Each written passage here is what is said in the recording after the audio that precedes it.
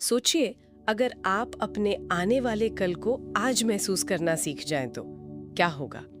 अगर आप अपने उस लक्ष्य को, जिसे आप पाना चाहते हैं, उसे हासिल करने के बाद की जिंदगी आज ही जीना शुरू कर दें तो ये सुनने में तो किसी फिल्म की कहानी जैसा लगता है ना? हाँ, बिल्कुल। लेकिन आज हम जिस विषय पर बात कर रहे हैं वो इसी विचार पर आधारित है। हमारे पास केल्विन डब्ल्यू नेथन की किताब फ्यूचर पेसिंग का एक यूट्यूब सारांश है। इसका जो मूल सिद्धांत है वो यही है कि अपने भविष्य को इतनी शिद्दत से महसूस करो कि वो हकीकत बन जाए। सही। अब सवाल यह है कि क्या ये सिर्फ अच्छा सोचने वाली बात है या इसके पीछे कोई विज्ञान भी है? ये सवाल बहुत जरूरी है क्योंकि यहीं पर फर्क पता चलता है। ये सिर्फ अच्छी सोच वाली बात नहीं है, इसके पीछे एक बहुत मजबूत मनोवैज्ञानिक आधार है। मनोवैज्ञानिक? हाँ, हमारा दिमाग, जिसे हम इतना तार्किक समझते हैं, वो एक बहुत मजबूत, मतलब भावनाओं से भरी कल्पना और हकीकत के बीच आसानी से फर्क नहीं कर पाता। जब हम किसी चीज को पूरी शिद्दत से महसूस करते हैं तो दिमाग में वही न्यूरोलॉजिकल रास्ते सक्रिय हो जाते हैं जैसे कि वो सच में हो रहा हो। अच्छा। दिमाग के लिए वो अनुभव हो चुका होता है। अच्छा, तो दिमाग को एक तरह से धोखा दिया जा रहा है एक अच्छी हकीकत के लिए। तो चलिए आज इसी तकनीक को परत दर परत समझते हैं। हम इस सारांश में दिए गए अलग अलग अध्यायों के जरिए देखेंगे कि ये कैसे काम करता है, भविष्य को महसूस करने से लेकर दिमाग की पुरानी सोच को बदलने और सबसे बड़े दुश्मन यानी डर को पीछे छोड़ने तक। तो इस तकनीक का सबसे पहला और शायद सबसे अजीब लगने वाला हिस्सा है भविष्य को अभी महसूस करना। मुझे यह हमेशा से थोड़ा मुश्किल लगा है। मतलब कोई कैसे उस सफलता को महसूस कर सकता है जो अभी मिली ही नहीं? बिल्कुल। ये तो बस ख्याली पुलाव पकाने जैसा नहीं है? आपका सवाल बिल्कुल सही है और यहीं पे ज्यादातर लोग गलती करते हैं। ये ख्याली पुलाव पकाना नहीं है, ये एक तरह का, आप कह सकते हैं, न्यूरोलॉजिकल रिहर्सल है। जैसे एक पायलट फ्लाइट सिमुलेटर में सैकड़ों घंटे उड़ान भरता है ताकि जब वो असल कॉकपिट में बैठे तो उसके दिमाग और शरीर को सब कुछ जाना पहचाना लगे। ओके। फ्यूचर पेसिंग भी दिमाग के लिए एक तरह का सिमुलेटर है। किताब के सारांश में एक बहुत अच्छा किस्सा है जो शायद इस बात को और साफ कर दे। एक बिल्कुल साधारण लड़का था जिसके पास कोई खास हुनर या बैकग्राउंड नहीं था, लेकिन उसका सपना था एक बड़ा मोटिवेशनल स्पीकर बनने का। वो हर दिन बाथरूम के शीशे के सामने खुद को ऐसे देखता था जैसे वो एक बड़े स्टेज पर खड़ा हो और हजारों लोग उसे सुन रहे हों। वो सिर्फ सोचता नहीं था, वो उस पल को जीता था। आवाज का उतार चढ़ाव, हाथों के इशारे, लोगों की तालियां। हाँ, और मनोविज्ञान में इसे प्राइमिंग कहते हैं। जब वो लड़का शीशे में खुद को स्पीकर की तरह देख रहा था तो वो असल में अपने दिमाग को उस भूमिका के लिए प्राइम कर रहा था, उसे तैयार कर रहा था। तैयार कर रहा था? जी। इसलिए जब कई सालों बाद उसे सच में स्टेज पर जाने का मौका मिला तो उसके दिमाग के लिए ये कोई नई या डरावनी बात नहीं थी। वो तो ये रिहर्सल सैकड़ों बार कर चुका था। सारांश यही कहता है कि रोज के सिर्फ 5 मिनट का यह अभ्यास भी दिमाग के रास्ते हमेशा के लिए बदल सकता है। इसी से जुड़ा एक और विचार है सोच का समय से आगे चलना।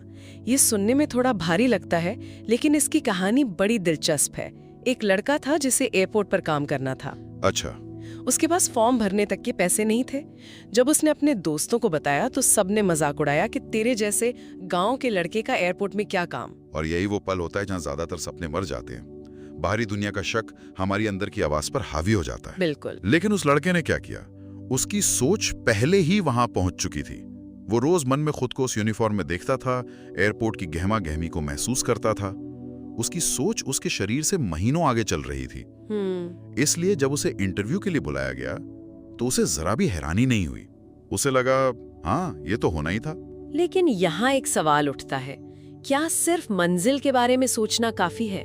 जैसे कोई फैशन डिजाइनर है तो क्या वो सिर्फ ये सोचे कि उसे अवार्ड मिल रहा है और लोग तालियां बजा रहे हैं? उस तक पहुंचने वाले मुश्किल रास्ते का क्या? ये बहुत बारीक लेकिन जरूरी बात है। लेखक इस बात पर जोर देता है कि ये सिर्फ मंजिल की कल्पना नहीं है, बल्कि उस पूरे सफर को महसूस करना है। अच्छा, पूरे सफर को? हाँ, उस फैशन डिजाइनर को सिर्फ स्टेज की चकाचौंध नहीं, बल्कि उस सिलाई मशीन के सामने गुजारी गई रातों की थकान, कपड़े पर कैंची चलाने की आवाज और डिजाइन खराब होने की झुंझुवाहट को भी महसूस करना होगा। जब आप प्रक्रिया से प्यार करते हैं तो दिमाग उसे एक बोझ नहीं बल्कि मंजिल का हिस्सा मानता है। हर सपना जो हमारी सोच में जन्म लेता है उसी सोच की गहराई में आकार भी लेता है। ठीक है, तो हम अपनी सोच बदल रहे हैं, भविष्य को महसूस कर रहे हैं, लेकिन हमारे दिमाग में तो सालों की पुरानी प्रोग्रामिंग भरी पड़ी है जो कहती है तुम नहीं कर सकती, ये तुम्हारे बस का नहीं है।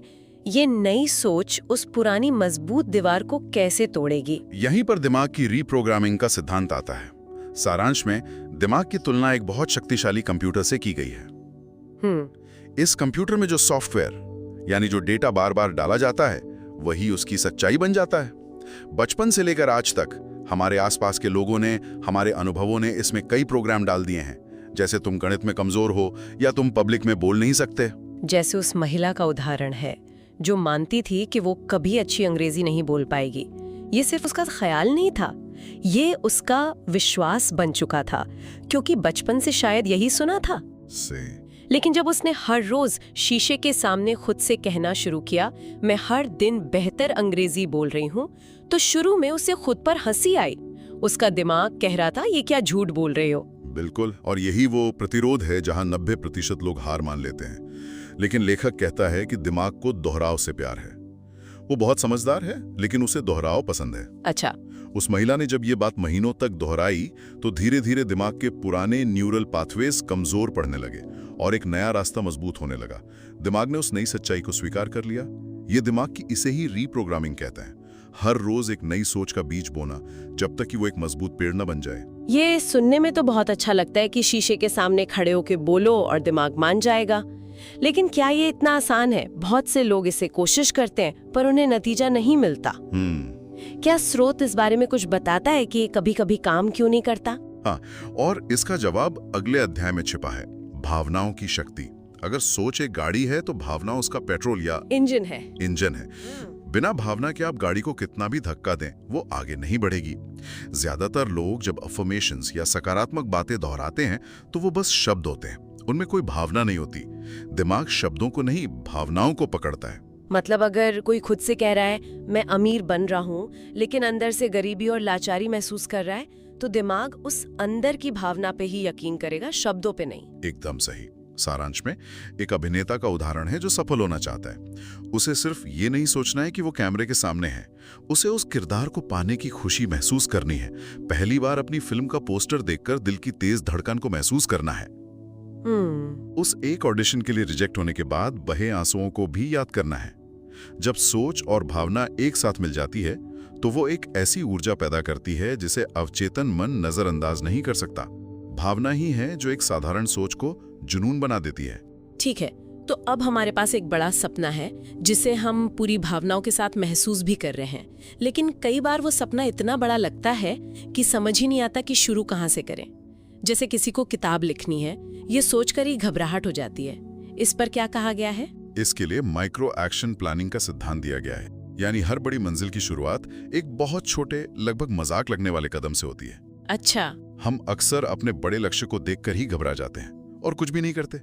ये तकनीक कहती है कि लक्ष्य को भूल जाओ, बस आज का एक छोटा कदम याद रखो। किताब लिखने वाले उदाहरण को ही लें। ये जरूरी नहीं कि पहले दिन ही 50 पेज लिख डालें। सारांश कहता है पहले दिन सिर्फ किताब का एक अच्छा सा टाइटल सोचिए, बस आज का काम खत्म। दूसरे दिन सिर्फ एक छोटा सा परिचय लिखिए। तीसरे दिन सिर्फ एक पैराग्राफ, या उस लड़की की कहानी जिसने पब्लिक स्पीकर बनने के लिए रोज सिर्फ एक नया शब्द सीखने और उसका मतलब समझने का नियम बनाया। इसका सार ये है कि अगर हर दिन सिर्फ एक छोटा काम किया जाए तो एक साल में 365 कदम आगे बढ़ा जा सकता है। हाँ, सही बात है। ये छोटे छोटे एक्शन उन ईंटों की तरह है जिनसे सपनों की सबसे मजबूत इमारत बनती है। बड़ा सपना तभी पूरा होता है जब हम छोटे कदमों की इज्जत करना सीखते हैं। ये हमारे दिमाग को सबूत देता है कि हाँ, हम आगे बढ़ रहे हैं, जिससे हमारा आत्मविश्वास बना रहता है। ठीक है, तो हम सोच बदल रहे हैं, उसमें भावनाएं डाल रहे हैं और छोटे छोटे कदम भी ले रहे हैं। लेकिन कई बार ऐसा लगता है कि कोई अदृश्य शक्ति है जो हमें पीछे खींच रही है। हम सब कुछ सही कर रहे होते हैं, फिर भी अंत में कुछ गड़बड़ हो जाती है। क्या इसका ताल्लुक हमारे अवचेतन मन यानी सबकॉन्शियस माइंड से है? सब वहीं पे। जी, हम अपने 5% चेतन मन से कितनी भी कोशिश कर लें, अगर सबकॉन्शियस में कोई उल्टा प्रोग्राम फीड है तो जीत उसी की होगी। जैसे वो लड़का जो हर इंटरव्यू में रिजेक्ट हो जाता था, वो बाहर से पूरी तैयारी करता था, लेकिन अंदर सबकॉन्शियस में ये बात बैठी थी कि शायद मैं इस लायक नहीं हूँ, और उसका सबकॉन्शियस हर बार सही साबित हो जाता था। यहाँ स्रोत एक बहुत ही व्यावहारिक तकनीक बताता है। सबकॉन्शियस को रीप्रोग्राम करने का सबसे अच्छा समय सोने से ठीक पहले या जागने के तुरंत बाद का होता है। अच्छा। जब दिमाग अल्फा स्टेट में होता है। इसे ऐसे समझिए कि दिमाग उस वक्त आधा जागा और आधा सोया होता है, शांत लेकिन सुझावों को ग्रहण करने के लिए पूरी तरह खुला हुआ। ओके। जैसे गीली मिट्टी पर कोई भी निशान आसानी से और गहरा बनता है, वैसे ही अल्फा स्टेट में कोई भी सोच दिमाग पर गहरा असर छोड़ती है। उस लड़के ने सोने से ठीक पहले रोज दोहराना शुरू किया, मैं आत्मविश्वासी हूं और मैं ये नौकरी डिजर्व करता हूं। कुछ हफ्तों में उसका आत्मविश्वास और इंटरव्यू का नतीजा दोनों बदल गए। लेकिन इन सब कोशिशों के बीच एक बहुत बड़ा पहाड़ है, डर। डर की अगर मैं फेल हो गई तो, अगर लोगों ने मजाक उड़ाया तो। स्रोत डर के बारे में क्या कहता है? स्रोत कहता है कि डर कोई सच्चाई नहीं है, ये बस भविष्य की एक नकारात्मक कल्पना है जिसे हमने खुद बनाया है। एक कल्पना? हाँ, और मजे की बात यह है कि डर अक्सर वहीं जन्म लेता है जहां हमारा सबसे बड़ा सपना या हमारी सबसे बड़ी काबिलियत छुपी होती है। डर एक तरह का सिग्नल है कि इसके पार कुछ बहुत जरूरी है। उस प्रतिभाशाली गायक की कहानी यहाँ बिल्कुल सटीक बैठती है। वो स्टेज पर जाने से कांपता था। क्यों? क्योंकि बचपन में एक बार गाते हुए लड़खड़ाने पर कुछ लोग उस पर हंसे थे। वो एक छोटी सी याद उसके सबकॉन्शियस में डर बनकर बैठ गई थी। और डर को हराने का तरीका उससे लड़ना नहीं है, बल्कि उसके बावजूद एक कदम आगे बढ़ाना है। जैसे ही उसने कांपते हुए होठों से पहला सुर लगाया, गाना शुरू किया, डर पीछे छूटने लगा। अच्छा। डर तब तक ही ताकतवर है जब तक हम उसे अपने दिमाग में घुमाते रहते हैं और कोई एक्शन नहीं लेते। एक्शन लेते ही डर की ताकत कम हो जाती है। डर को भगाना नहीं है, बस उसे पीछे छोड़कर आगे बढ़ते रहना है। और इस पूरे सफर में निरंतरता बनाए रखने के लिए डेली विजुअलाइजेशन का चमत्कारिक जरूरी अभ्यास बताया गया है।